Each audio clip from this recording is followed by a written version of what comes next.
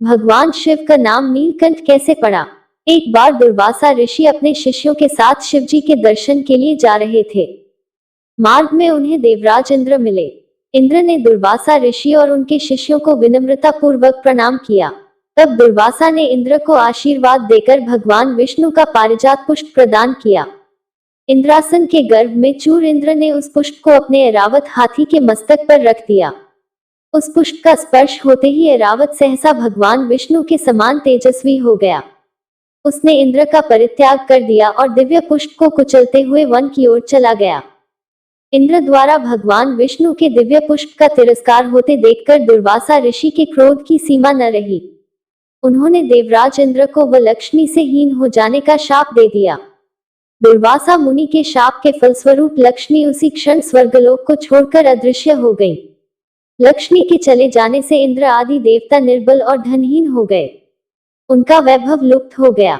इंद्र को बलहीन जानकर दैत्यों ने स्वर्ग पर आक्रमण कर दिया और देवगण को पराजित करके स्वर्ग के राज्य पर अपना परचम फहरा दिया।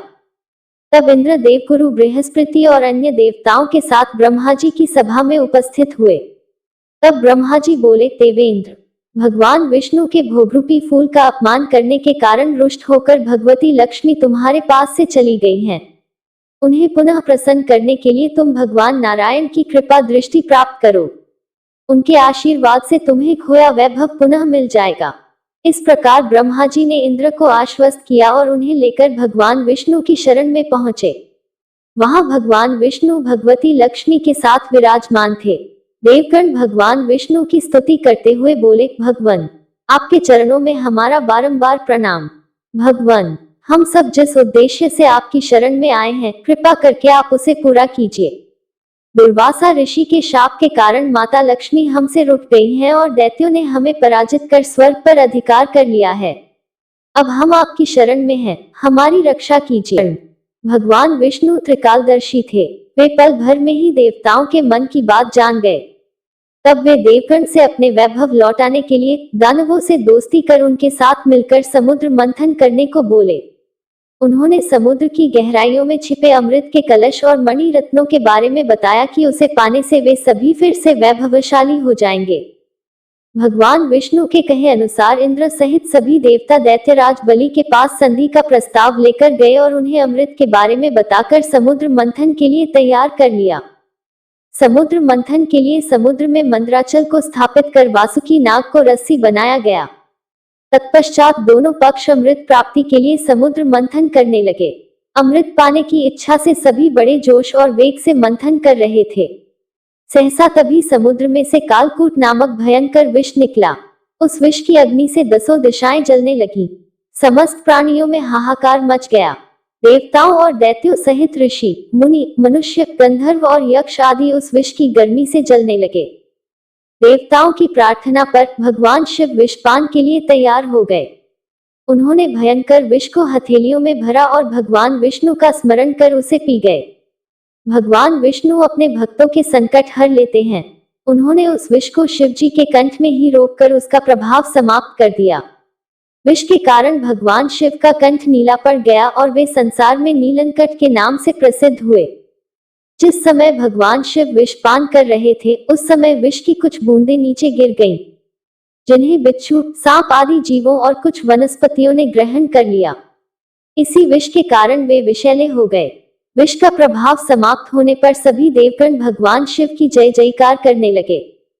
हलाहल के बाद समुद्र से कामधेनु प्रकट हुई। वह यज्ञ हवन आदि सामग्री उत्पन्न करने वाली थी, अतः उसे ऋषि मुनियों ने ग्रहण किया। उसके बाद उच्चैश्रवा नामक 7 मुखों वाला एक अश्व निकला। वह चंद्रमा के समान श्वेत वर्ण का था। उसकी सुंदरता से प्रभावित होकर उसे दैत्यराज बलि ने ग्रहण कर लिया। समुद्र से श्वेत वर्ण का ऐरावत निकला। उसे अपना वाहन बनाने के लिए इंद्र ने ग्रहण कर लिया। इसके बाद कौस्तुभ नामक मणि प्रकट हुई। उसे श्री विष्णु ने धारण किया। समुद्र मंथन से कल्पवृक्ष तथा अनेक सुंदर अप्सराएं भी प्रकट हुई। इनके बाद ऐश्वर्य और भोगों की देवी लक्ष्मी प्रकट हुई। वे भगवान विष्णु की नित्य शक्ति हैं। देवी लक्ष्मी समुद्र की पुत्री के रूप में उत्पन्न हुई थी। उन्होंने प्रकट होते ही भगवान विष्णु को वरमाला डालकर पति रूप में स्वीकार कर लिया। अंत में समुद्र से एक दिव्य पुरुष प्रकट हुए। दिव्य वस्त्र आभूषणों से सुशोभित वे दिव्य पुरुष श्री विष्णु के अंशावतार और आयुर्वेद के प्रवर्तक वैद्य धन्वंतरी थे। उनके हाथों में अमृत से भरा कलश था। उन्हें देखकर दैत्यों ने समुद्र मंथन छोड़कर उनसे अमृत का कलश छीन लिया। तब भगवान विष्णु ने मोहिनी अवतार धारण करके देवताओं को अमृत पान करवाया। इस प्रकार सभी देवता वैभव से संपन्न होने के साथ साथ अमृत पान कर अमर हो गए।